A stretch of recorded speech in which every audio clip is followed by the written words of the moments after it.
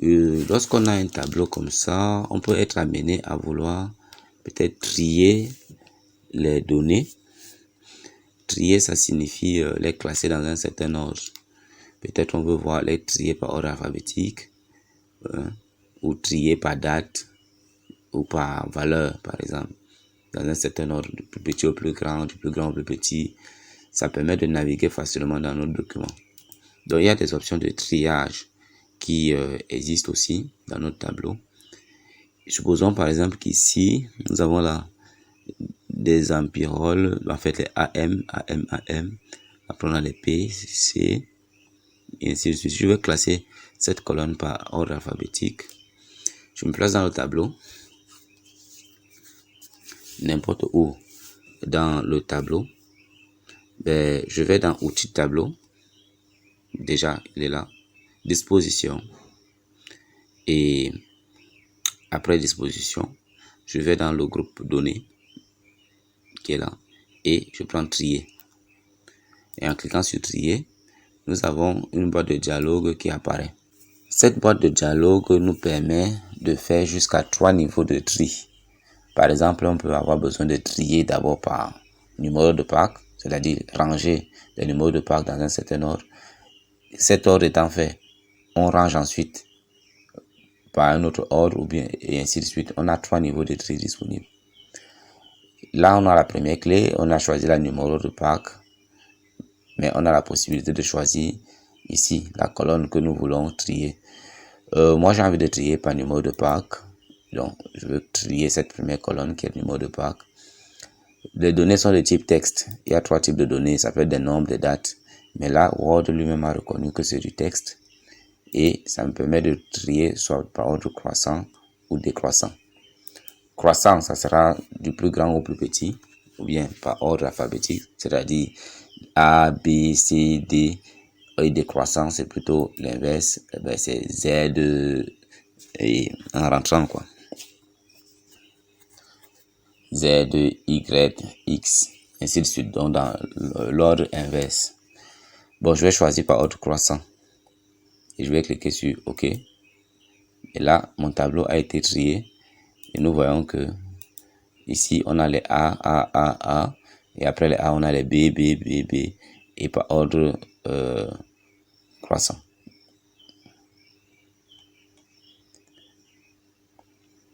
Je peux aussi vouloir trier ici, peut-être par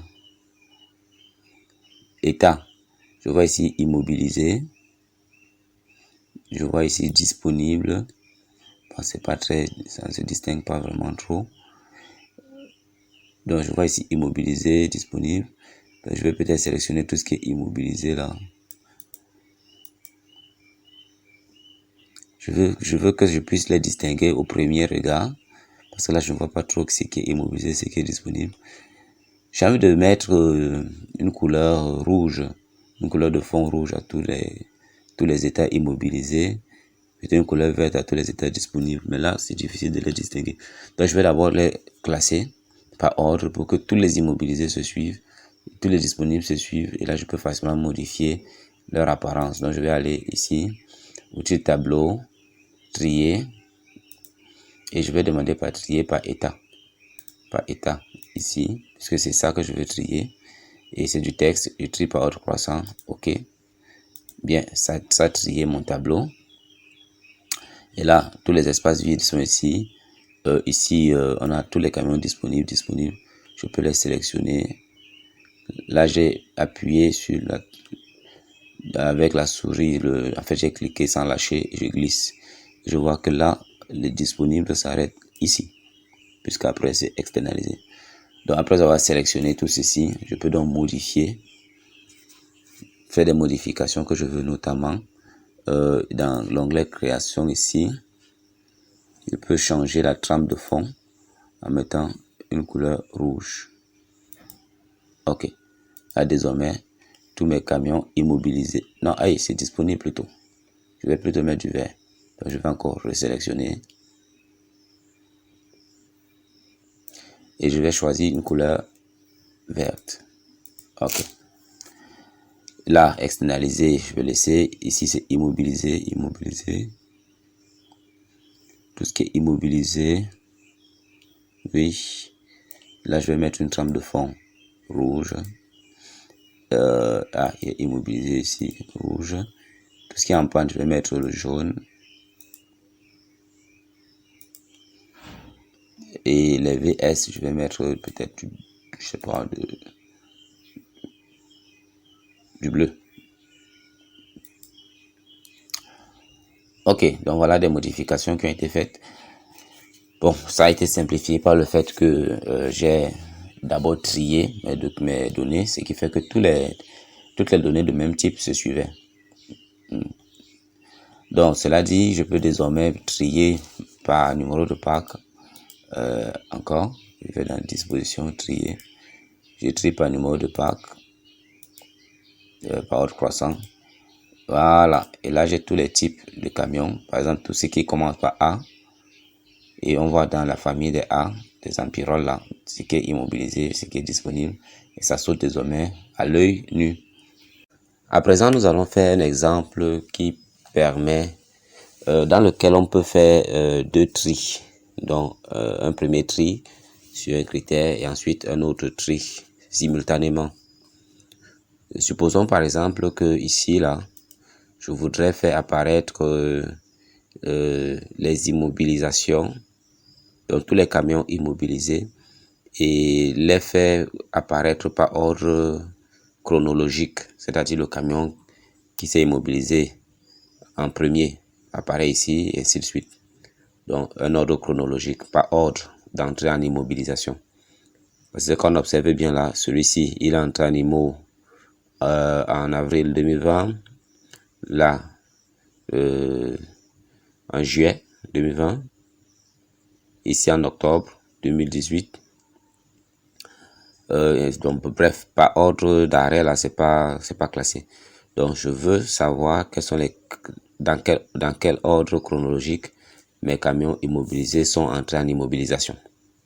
Donc là, ce que je vais faire, c'est que je vais d'abord classer par immobilisation. Donc, faire un tri ici.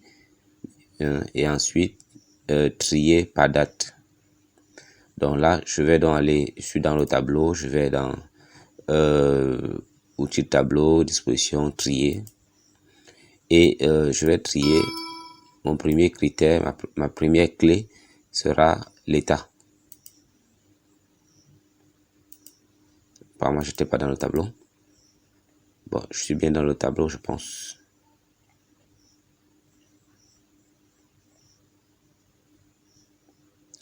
Donc, là, je me mets bien dans le tableau. Je vais dans trier. Voilà. Et je vais faire apparaître les en-têtes là. Trier. Donc, je trie d'abord par état. Pour que, au niveau des états, j'ai un ordre qui soit trié par ordre croissant. Et ensuite, je vais trier par date d'arrêt. Date d'arrêt qui ici n'est pas reconnue comme une date. Peut-être parce qu'il y a d'autres textes à l'intérieur là. Mais je vais trier par ordre croissant et je vais mettre OK. Voilà, donc ça trier d'abord par état et ensuite par date. Donc on va vérifier si c'est bel et bien ça. Bon, je vois ici immobilisé, donc on commence avec 2018 après. Mais là, je vois encore 2018 là. Ça veut dire qu'il y a un problème ici. Donc, ce que je vais faire, c'est certainement tout ceci. Comme ce sont des chiffres, des textes, je vais les supprimer pour que je n'ai que des dates au niveau de cette colonne. Je vais vérifier si j'ai encore du texte. Je pense que c'est non. Ah ben, il y a encore ici. Donc, pour avoir des bons résultats, il faut que les données elles-mêmes soient correctes. Donc, je vais encore refaire le tri. Alors, je vais la trier. Donc je trie par état, par ordre croissant et ensuite par date d'arrêt. Paquet toujours, je vais mettre c'est du texte, c'est de date, par ordre croissant également. Je clique sur OK. Ou je vais plutôt trier par ordre croissant pour que immobilisation vienne en premier. OK, donc on a là. Donc ici c'est trié par ordre, même jusque là ça ne donne toujours pas. Ça veut dire qu'il y a un problème à ce niveau. Au niveau de l'enregistrement de ces dates. Non, il n'y a pas de problème. Donc en fait, c'est bien classé oui. Parce que là, au niveau des immobilisations, là, on commence bien avec 2017. Après, on va à 2018, 2019. Ah non, on revient à 2017. Ça veut dire qu'il y a un problème. Bon, on laisse tomber. Ok, on a donc vu comment on peut faire un tri dans un tableau. Bien, ce qu'il faut ajouter, il faut bien retenir que on a jusqu'à 3 clés possibles de tri. C'est-à-dire on peut trier par la première clé et ce tri étant conservé, on trie avec une autre clé et ainsi de suite. Donc on peut par exemple trier là, demander à voir les immobilisations et les disponibilités. En fait, demander à les classer par état, c'est-à-dire tous ceux qui sont immobilisés vont d'abord être classés. Ensuite, tous ceux qui sont disponibles seront ensuite classés. Et ce classement-là étant fait, on peut classer par un autre critère. Donc, voilà à peu près ce que nous pouvons faire. Je vous invite à faire quelques expérimentations pour pouvoir bien comprendre de quoi il s'agit.